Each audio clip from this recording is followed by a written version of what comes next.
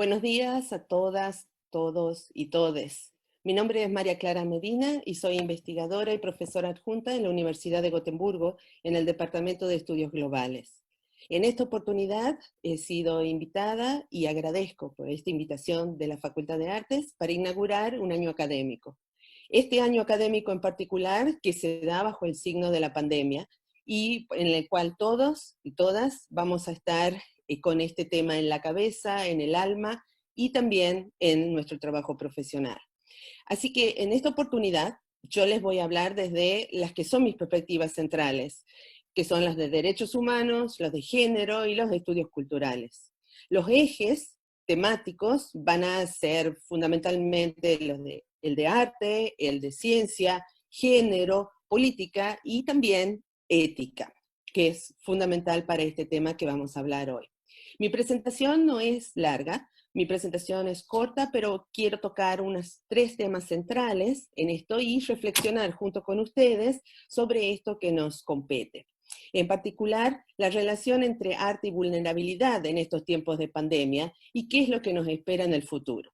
No vamos a hacer ciencia ficción, yo no voy a hacer historia especulación, pero vamos a tratar de ver qué es lo que nos espera y cómo podríamos reflexionar sobre eso y prepararnos para, a partir de lo que estamos viviendo, para este nuevo periodo que empieza ahora, donde vamos a estudiar muchas cosas. En primer lugar, quisiera que nos fuéramos a una pintura del uruguayo Juan Manuel Blanes, que tiene por fecha 1871 y que se encuentra en el Museo de Bellas Artes de Buenos Aires. Muchos de ustedes, muchas de ustedes seguramente ya la conocen, y esta pintura se llama Un episodio de la fiebre amarilla, que fue una gran epidemia que cobró muchísimas vidas, que tomó muchas víctimas a fines del 1800 en la región del Río de la Plata. En la pintura esta de Blanes, que él llama un episodio, ¿no?, en la peste.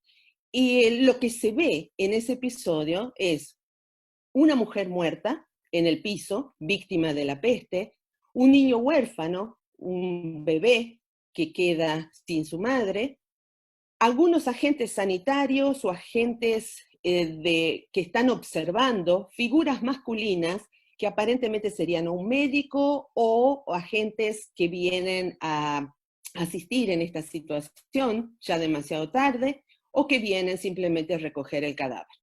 En el fondo de la pintura se ven personajes, entre otras cosas, preparando la disposición del cuerpo y también la figura de el pueblo cubriéndose la boca con barbijos improvisados. También otra presencia, por supuesto, fundamental en el cuadro es el de la peste.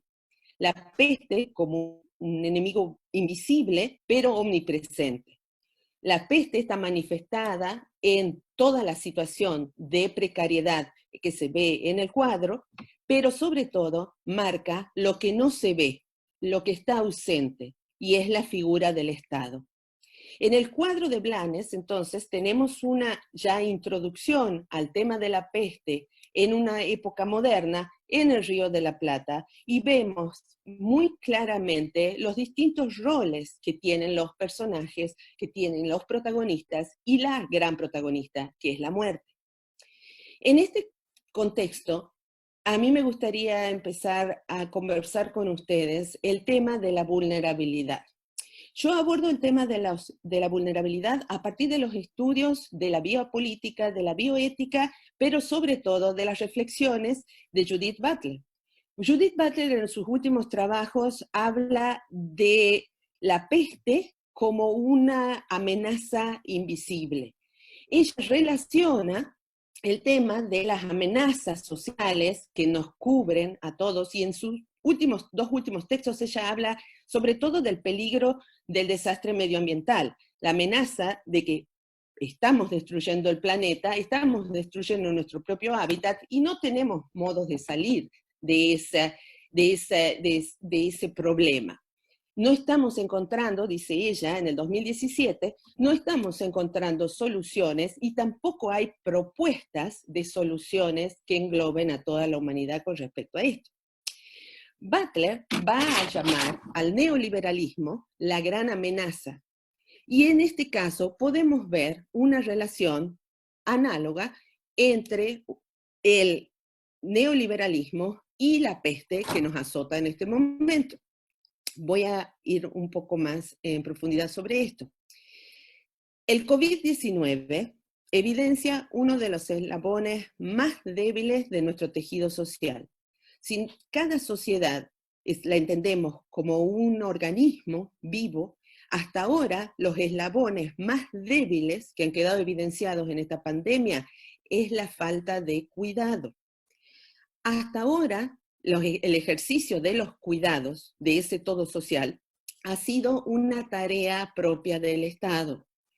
Cuando ahora vemos las debilidades de los diferentes estados en todo el mundo, a partir de la aplicación de políticas neoliberales, nos vemos muy bien cómo los cuidados o la falta de prevención para brindar cuidado a la población global es una marca más de nuestra vulnerabilidad actual.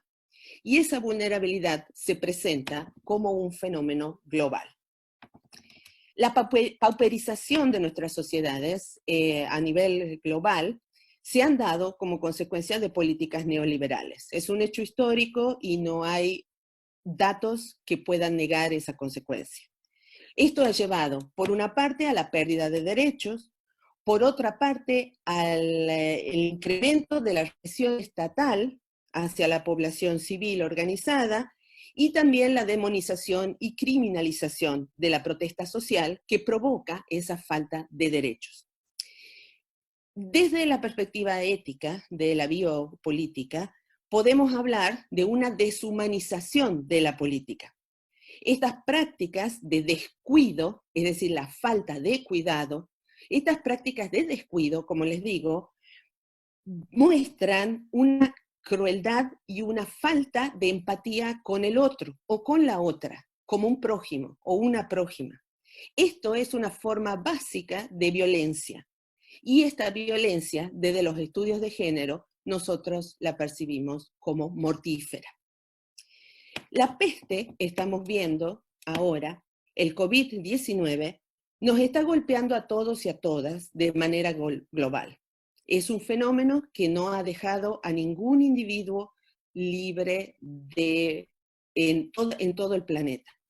Pero algunos y algunas quedan más vulnerabilizados que otros y otras.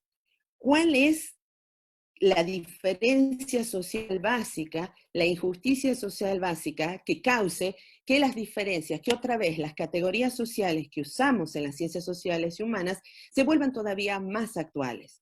La diferencia de género, las diferencias étnicas, las diferencias de clase se acentúan en una situación de crisis global como la que estamos viviendo. Esto lleva a reflexionar sobre las distintas políticas que se están llevando a cabo en este momento para combatir el COVID-19. Y aquí les hago una aclaración entre paréntesis. La Real Academia Española, que rige el uso de nuestro idioma, ha declarado al COVID-19 femenino. Entonces, como si no hiciera falta otra marca más de agresión contra la feminización de la cultura, tenemos en este caso una normativa gramatical por el cual la peste COVID-19 ahora es la COVID-19, o debería ser. Ustedes habrán notado que en mi caso yo continúo usando el masculino para referirme a esto y permítame que lo siga haciendo en el resto de la presentación. Nadie queda igual después de ver obras de arte con el tema la peste. El arte como crónica de epidemias ha sido una marca desde el principio de los tiempos. La enfermedad, el sufrimiento, el dolor humano han sido una constante en la temática y en la representación de distintos momentos históricos de toda la humanidad. ¿Cómo se puede leer esto en las distintas épocas? Por ejemplo, hay una pintura de Tintoretto, ¿no?, que retrata la peste que se había dado en Europa en aproximadamente en 1300. Tintoretto la pinta en el siglo XVI, y es la pintura de San Roque sufriendo el aislamiento solo de la peste, apartado de los centros urbanos, en un espacio completamente hostil, acompañado solamente por su perro. En la situación de aislamiento social, que todos y todas ustedes ahora también lo están sintiendo, es una de las constantes en la descripción artística del sufrimiento a partir en situaciones de epidemia. ¿Qué pasa con las políticas detrás de esto? Dicen varios filósofos que después de ver las obras de arte sobre sufrimiento humano, ningún ser humano queda igual. Una tiene que tomar una posición frente a lo que se está viendo, frente a lo que la obra puede estar transmitiendo o no. Es decir, eso nos compele, nos obliga a tomar una posición con respecto a la situación que estamos observando, con respecto a lo que se está representando. Cuando miramos el cuadro de Blanes, otra vez, un episodio en durante la fiebre amarilla, lo que nos obliga, lo que nos provoca, puede ser o rechazo, o simpatía, empatía, solidaridad, reflexión, o simplemente indiferencia. Pero de cualquier manera, es una decisión nuestra que hacemos con ese sentimiento, con esa reflexión, con eso que esa emoción o no que nos provoca obra de arte, al momento concreto de salir otra vez a vivir en sociedad. Un filósofo contemporáneo, originario de Camerún, Joseph Achille Mbembe, ha desarrollado una teoría para explicar distintas formas de gobernar en estas situaciones, pero también en situaciones de no crisis, en situaciones de estabilidad. Él llama a este tipo de políticas que hemos visto durante los últimos gobiernos neoliberales una necropolítica. Es organizarse para gobernar y organizar la muerte, aunque suene redundante. No es gobernar para la vida, es gobernar y establecer políticas que organizan la muerte. Mbembe sigue en este caso a Michel Foucault, y la idea de Foucault como una biopolítica que es un método, una manera, una decisión por parte del macropoder, el Estado, las instituciones, las políticas públicas, para organizar quién vive y quién no. ¿Qué vidas son más valiosas en una sociedad y a cuáles se les va a dar prioridad a la hora de decidir qué cuidados se van a otorgar a ciertos grupos sociales? Siguiendo a Foucault, Mbembe va a decir, es una biopolítica tanática en la que estamos experimentando con los gobiernos neoliberales, con los recortes a los presupuestos de salud pública, con los recortes a las políticas de cuidado, con la falta de asistencia a los más vulnerables en las distintas sociedades tanto del norte como del sur global. Entonces se está gobernando desde la muerte para organizar la muerte, dice Mbembe. El dejar hacer, el laissez-faire de los liberales se ha transformado en el dejar morir de los neoliberales. Si nosotros, por ejemplo, recordamos el cuadro de Goya, que se llama El Corral de los Apestados, que es de fines del 1700, del periodo de la Revolución Francesa, de las guerras napoleónicas, que luego derivarían en los procesos de independencia de Latinoamérica, vemos ahí en el cuadro de Goya cómo el encierro de los apestados, de los que sufren la peste, en un espacio que podríamos llamar hoy un corral de moribundos, esa representación es muy, muy, muy relacionada a la idea, a la teoría de la necropolítica de Mbembe. Ese dejar morir, encerrar, agrupar, aislar y dejar morir a determinados sectores sociales implica una decisión política de ausencia de cuidado, de supresión de cuidados, de la negación del acceso a las políticas de cuidado.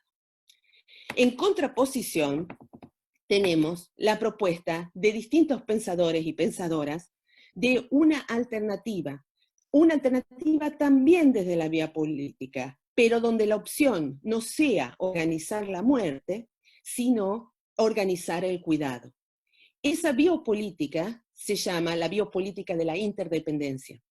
Es una biopolítica de la vida, entendida como solidaridad y como cuidado. Y ese cuidado, no solamente un cuidado desde el Estado hacia la sociedad, sino también un cuidado a nivel transversal en el todo social y una noción de cuidado mutuo. En Venecia se encuentra la iglesia de Nuestra Señora de la Salud. Allí se encuentran esculturas de aproximadamente 1630, donde se muestra la vulnerabilidad humana representada por mujeres, la vulnerabilidad frente a la enfermedad y la vulnerabilidad frente a la falta de cuidado ante una enfermedad que toma carácter masivo, es decir, la peste. La Virgen de la Salud, que está representada como una mujer moribunda en esa iglesia, también representa la falta de acciones colectivas para el cuidado. Varios siglos antes, pero la misma idea que Goya desarrollaría más tarde, la idea del encierro, la idea del abandono de los afectados y las afectadas por la peste. Estos son los ejemplos más claros de representaciones de estas biopolíticas tanáticas, en las cuales el macropoder decide o ha decidido cuáles son los grupos que van a ser beneficiados por la política de cuidado. Y en otras palabras, como mencioné anteriormente, quiénes viven y quiénes mueren. Mirando una fotografía de Florencia Levy, que tiene toda una serie en su exhibición que estaba antes de la pandemia disponible en Buenos Aires, y en su fotografía sobre las ciudades contaminadas, que ella llama lugares fósiles, son fotografías contemporáneas, absolutamente modernas. Vemos esta noción distópica del futuro, ya previo a la pandemia, como de un planeta moribundo, un planeta donde la peste hemos sido nosotros y nosotras. Un planeta donde nosotros y nosotras somos más fuertes que el COVID-19 para despoblarla. A partir de esas visiones, tanto distópicas como utópicas, hay ciertos escenarios posibles de qué es lo que nos espera para el futuro. En todo caso, estas no son escenarios políticos, pero sí son especulaciones, reflexiones a partir de las distintas posiciones que sobre todo filósofos y filósofas están discutiendo en este momento. Ustedes habrán visto ya en las redes cómo se difunde esta discusión. Y acá yo les voy a mencionar simplemente las 3 posiciones más fuertes en este preciso momento y que van a ser, creo yo, las más centrales a la hora de redefinir nuestro rol desde las ciencias humanas y artísticas, por supuesto, para ustedes. En primer lugar, la posición bastante utópica, postulada por el esloveno Žižek, que dice que este COVID-19, esta pandemia, le va a dar un golpe mortal al sistema capitalista que estamos viviendo. Un golpe mortal a las relaciones de producción y a las relaciones de explotación, y que va a generar un cambio de paradigma en la humanidad, en la cual vamos a establecer nuevas formas de comunicarnos, no solamente entre nosotros y nosotras, sino también con la naturaleza. Esta nueva forma de comunicación, esta nueva forma de relacionarnos entre nosotros y con la naturaleza, va a estar basada más en el respeto y la interacción, y no en nuestra intención explotadora y destructiva. Por otra parte, tenemos la contrapartida, la visión distópica, que la postula un filósofo surcoreano que se llama Byung-Chul Han. Han postula que todas las medidas que hay que tomar y todas las políticas que los estados tienen que implementar para preservarnos, para cuidarnos como especie durante esta pandemia global, va a provocar un estado de excepción y la toma de medidas extraordinarias que nos van a llevar aún más a reforzar el autoritarismo creciente que veníamos viendo como consecuencia de las políticas neoliberales anteriores. Es decir, para este filósofo surcoreano, la visión del desarme, la visión del golpe mortal al capitalismo es una visión completamente utópica e irrealizable. En el mejor de los casos, dice Han, lo que vamos a ver es una reformulación del capitalismo como sistema de explotación de la naturaleza y del hombre por el hombre, de la humanidad por la humanidad, y que no va a llevar a otra cosa más que a un restablecimiento o establecimiento de diferentes formas de autoritarismo. Una tercera posición y discusión que se encuentra en este momento muy fuerte, sobre todo donde yo vivo, sobre todo en las academias de los países nórdicos, europeos, es si esta pandemia va a provocar el surgimiento de nuevos horizontes democráticos. Lo que estamos discutiendo en nuestras academias es si estos problemas estructurales, ¿no? Porque estamos hablando de cambios de paradigma, estamos hablando de que un mundo nuevo va a surgir y no sabemos bajo qué signo o cómo se va a organizar a partir de las consecuencias de la expansión de este virus, cuyos resultados todavía no sabemos y no se pueden prever concretamente. Entonces, ante problemas estructurales de tal magnitud, se requieren también soluciones complejas. El haber estudiado y el conocer esta tensión entre las realidades locales y las soluciones globales a los problemas macrorregionales, es decir, jugar con estas tres dimensiones, lo local, lo regional y lo global, nos va a ayudar, dice esta tercera posición, a redefinir lo que se llama la gobernabilidad global. Esto lo conecto yo con la idea de Judith Butler sobre la necesidad de redefinirnos bajo un poder gubernamental responsable. El tema de la responsabilidad es muy central a la hora de analizar y de estudiar los contextos de vulnerabilidad que provoca o acentúa la pandemia. ¿Qué pasa con una gobernanza post-coronavirus? ¿Qué mundos o qué mundo es el que necesitamos organizar y reorganizar? ¿Cuáles estructuras necesitamos sostener? ¿Cuáles políticas necesitamos abandonar? ¿Cómo nos vamos a organizar como humanidad para sobrevivir a nosotros mismos? Ya no a la pandemia, sino a la muy dañina especie a la que pertenecemos. En este contexto, quisiera rescatar un concepto más de Judith Butler, que es el de la vida vivible. Esta vida vivible que está basada en la indignación, que está basada en la vulnerabilidad y su reacción contra esto, y que está basada, ante todo, en el compromiso.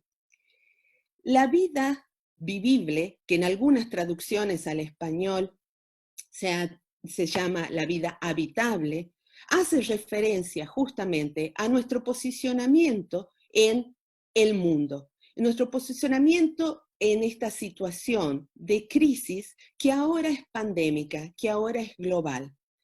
Hace un par de meses atrás había distintos movimientos medioambientalistas tratando de crear conciencia de que hacían falta soluciones, hacen falta soluciones globales al problema del cambio climático, sin mucho gran resultado en distintos países que son los que más polucionan, los que más contaminan el medio ambiente para el resto de los demás.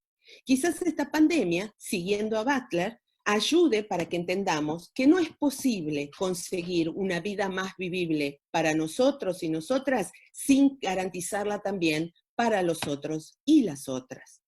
Esto de actuar en comunidad, esto de pensarnos como comunidad global, puede ser una de las consecuencias más positivas del coronavirus. El arte ha sido hasta el momento una de las herramientas más eficientes, más eficaces para afrontar la gran pregunta sobre cómo nos cuidamos, cómo cuidamos al otro, cómo cuidamos a la otra, y volviendo al tema de cuál es nuestra responsabilidad sobre el sufrimiento humano, el sufrimiento en general. En esta pandemia, las nociones que ya conocemos, como por ejemplo la noción de gestión pública, la noción de manejo de políticas de cuidado, las nociones de lo doméstico y lo privado, la noción de seguridad, la noción de libertad individual, la noción de interdependencia humana y fundamentalmente la gran noción del Estado y la definición de su rol, van a tener que redefinirse y ya se están redefiniendo. ¿Qué rol nos toca a nosotros desde nuestro propio lugar profesional, de nuestro propio rol profesional, en la construcción de un mundo más justo y de más cuidado? ¿Cuál es nuestra responsabilidad como científicos, como científicas? ¿Cuál es nuestra responsabilidad como profesores y profesoras? ¿Y cuál es nuestra responsabilidad como estudiantes a la hora de replantearnos qué hacemos y por qué y para quién? Todo esto va a exigir una redefinición de prioridades y, como ya estamos viendo, muchas críticas al sistema neoliberal y a las políticas neoliberales que marcan que, más allá de si hay un cambio radical en el tipo de capitalismo o no, a partir de la resolución o no de esta pandemia, ya no va a ser más el mercado el eje organizador de nuestra vida en común. Ese mercado que le ponía precio a la vida, ese mercado que le pone precio al cuidado y ese mercado que ha resultado completamente ineficaz a la hora de proteger la vida humana en esta situación de crisis. El arte, finalmente, nos va a ayudar para rehumanizar esa noción de nosotros mismos. El arte nos va a ayudar para rehumanizar a partir de la toma de responsabilidad en el cuidado propio y en el cuidado de los demás.